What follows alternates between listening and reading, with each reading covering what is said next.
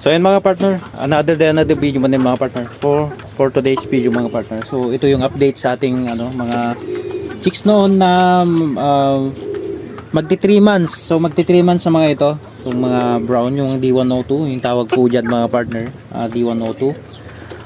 Tapos so sila naman mga partner ay 3 months and 2 weeks yan mga partner. So mas may edad sila compare po dito mga partner sa D102, sa D109. Ayan, mga D109 yung mga partner. Ayan, mga D109 yan yung may brown dyan sa neck niya na itim. Ayan, sila naman si D102 mga partner. So ito po yung update sa kanila. So mag 3 months sila sa 4. Ayan, sa 4 mga partner.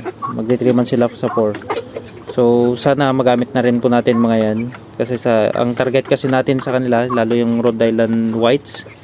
And then yung mga D107, kung makikita nyo yung D107 doon mga partner. Mas magkakaedad sila sa puti. Yan yung mga Rhode Island White mga partner. So ito, yung natin D102. So ito yung mga taga-produce natin ng itlog.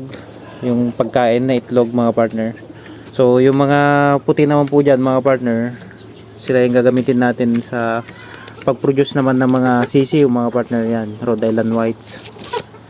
Yun, mga ito pag-produce natin silang pangkain na itlog, yung mga D1 tawag dyan, D109, D102, tapos yung D107 yung mga blue. Pero wala po sila yan mga partner. Nandun sa yun, ayun, yung kulay blue po dun mga partner. Ayan, sila yung pang egg production po natin. So pangkain po yung itlog po nila.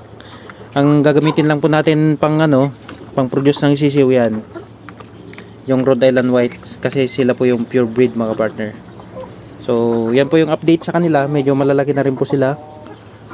Ayan, mga 1 buwan pa po bago siguro magamit ng tuluyan mga ito mga partner. So yan,